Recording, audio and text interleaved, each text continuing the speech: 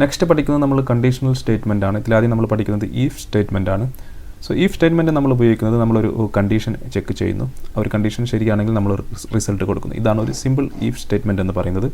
So നമുക്കതെങ്ങനെ create ചെയ്യാമെന്ന് നോക്കാം. ഉദാഹരണമായി നമ്മളിവിടെ ഇൻറ്റ് n = 10 എന്ന് കൊടുക്കുന്നു. ഇതിൻ്റെ വാല്യൂ 10 എന്ന് കൊടുക്കുന്നു. സോ നമുക്കിനി ചെക്ക് ചെയ്യേണ്ടത് ഈ നമ്മൾ കൊടുത്ത വാല്യൂ പോസിറ്റീവ് ആണോ നെഗറ്റീവ് ആണോ എന്ന് ചെക്ക് ചെയ്യണം. സോ നമ്മൾ ചെയ്യേണ്ടത് ഈഫ് ഇതുപോലെ ബ്രാക്കറ്റ് ഓപ്പൺ ചെയ്യുക, ഇതുപോലെ കർലി ബ്രാക്കറ്റ് ഓപ്പൺ ചെയ്ത് ക്ലോസ് ചെയ്യുക. സോ ഈ കാണുന്നതാണ് ഈഫിൻ്റെ ഒരു ബേസിക് സ്ട്രക്ചർ എന്ന് പറയുന്നത്. സോ നമ്മൾ ഈഫ് എന്ന കീവേഡ് എഴുതിയ ശേഷം ഈ ഒരു റൗണ്ട് ബ്രാക്കറ്റ് ഓപ്പൺ ചെയ്യുക. ഇതിനുള്ളിലാണ് നമ്മൾ കണ്ടീഷൻ കൊടുക്കുന്നത്. സോ നമുക്കറിയാം ഒരു സംഖ്യ പോസിറ്റീവ് ആണെന്ന് നമ്മൾ ചെക്ക് ചെയ്യുന്നത് അത് 0 കൂടുതലാണോ എന്ന് ചെക്ക് ചെയ്യുന്നു. സോ നമ്മളിവിടെ n greater than 0 ആണെന്ന് ചെക്ക് ചെയ്യുന്നു. സോ n greater than 0 ആണെങ്കിൽ നമുക്കറിയാം എന്ത് റിസൾട്ടാണ് നമ്മൾ പ്രിൻറ്റ് ചെയ്യേണ്ടത്. നമ്മളിവിടെ C out it is positive number എന്ന് കൊടുക്കുന്നു. ഓക്കെ, ഇതാണ് നമ്മുടെ സിമ്പിൾ ഈഫ് സ്റ്റേറ്റ്മെൻറ്റ്. നമ്മളൊരു കണ്ടീഷൻ കൊടുക്കുന്നു, കണ്ടീഷൻ ശരിയാണെങ്കിൽ ഒരു റിസൾട്ട് കൊടുക്കുന്നു. സോ നമുക്ക് നമ്മുടെ പ്രോഗ്രാം ഒന്ന് റൺ ചെയ്ത് നോക്കാം. സോ നമുക്ക് ഇറ്റ് ഈസ് പോസിറ്റീവ് നമ്പർ എന്ന് പറയുന്ന റിസൾട്ട് ലഭിക്കുന്നു. കാരണം നമ്മൾ കൊടുത്തത് ഇവിടെ 10 ആണ്. 10 ഒരു പോസിറ്റീവ് നമ്പറാണ്. സോ നമ്മളിനി ഇത് -10 ആക്കിയാലോ നമുക്ക് റിസൾട്ട് ഒന്നും ലഭിക്കില്ല. റൺ ചെയ്ത് കഴിഞ്ഞാൽ നിങ്ങൾക്ക് ഇവിടെ കാണാം നമുക്ക് ബ്ലാങ്ക് റിസൾട്ടാണ് ലഭിക്കുന്നത്. കാരണം നമ്മൾ മൈനസ് ആണെങ്കിൽ എന്താണ് എന്ന് കൊടുത്തിട്ടില്ല. നമ്മളൊരു ഒറ്റ കണ്ടീഷൻ മാത്രമാണ് ചെക്ക് ചെയ്യുന്നത്. സോ അങ്ങനെ ഒരു കണ്ടീഷൻ ശരിയല്ലെങ്കിൽ നമുക്ക് മറ്റൊരു റിസൾട്ട് കൊടുക്കുന്നതിന് നമ്മളിവിടെ എൽസ് എന്ന് പറയുന്ന ഒരു കീവേഡ് ഉപയോഗിക്കുന്നു. ഇതുപോലെ എൽസ് എഴുതിയ ശേഷം നമ്മളിതുപോലെ ബ്രാക്കറ്റ് ഓപ്പൺ ചെയ്ത് ക്ലോസ് ചെയ്യുക. സോ ഇതിനുള്ളിൽ നമുക്ക് ഇനി മുകളിൽ കൊടുത്ത കണ്ടീഷൻ ശരിയല്ലെങ്കിൽ നമുക്ക് എന്ത് റിസൾട്ട് കിട്ടണം. സോ നമ്മളിവിടെ C out it is negative number എന്ന് കൊടുക്കുന്നു. So it is negative number എന്ന് കൊടുക്കുന്നു. ഇനി നമുക്ക് റൺ ചെയ്ത് നോക്കാം. സോ നമുക്ക് റൺ ചെയ്ത് കഴിഞ്ഞാൽ നമുക്ക് -10 ആണ് കൊടുത്തിരുന്നത്. സോ നമുക്ക് ഇറ്റ് ഈസ് നെഗറ്റീവ് നമ്പർ എന്ന് പറയുന്ന റിസൾട്ട് ലഭിക്കുന്നു. ഇനി നമ്മൾ ഒരു പോസിറ്റീവ് സംഖ്യ കൊടുത്താലോ 9 കൊടുത്ത് റൺ ചെയ്ത് കഴിഞ്ഞാൽ നമുക്ക് ഇറ്റ് ഈസ് പോസിറ്റീവ് നമ്പർ എന്ന് കിട്ടുന്നു. സോ ഇതാണ് if else statement. If else സ്റ്റേറ്റ്മെൻറ്റിൽ ഒരു കണ്ടീഷൻ ശരിയല്ലെങ്കിൽ മറ്റൊരു റിസൾട്ട് നമുക്ക് കൊടുക്കാൻ സാധിക്കുന്നതാണ്.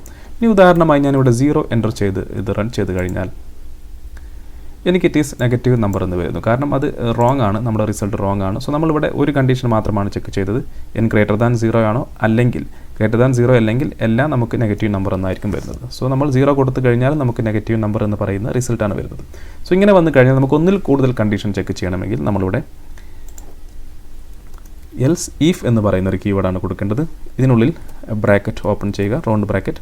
ഇതിനുള്ളിൽ നമ്മൾ അടുത്ത കണ്ടീഷൻ കൊടുക്കുക. സോ നമ്മൾ n<0 ആണെന്ന് കൊടുക്കുന്നു. സോ മുകളിൽ നമ്മൾ n greater than 0 ആണെന്ന് ചെക്ക് ചെയ്തു, ആണെങ്കിൽ പോസിറ്റീവ് നമ്പർ കൊടുത്തു. ഇനി താഴെ നമ്മൾ n<0 ആണെന്ന് ചെക്ക് ചെയ്യുന്നു. <0 ആണെങ്കിൽ നമ്മൾ നെഗറ്റീവ് നമ്പർ എന്ന് കൊടുത്തു. സോ ഇനി ഇത് രണ്ടും അല്ലെങ്കിൽ സോ നമുക്ക് ഇങ്ങനെ എത്ര കണ്ടീഷൻ വേണമെങ്കിലും എൽസിഎഫ് ഉപയോഗിച്ചതുപോലെ ചെക്ക് ചെയ്ത് താഴോട്ട് പോകാം.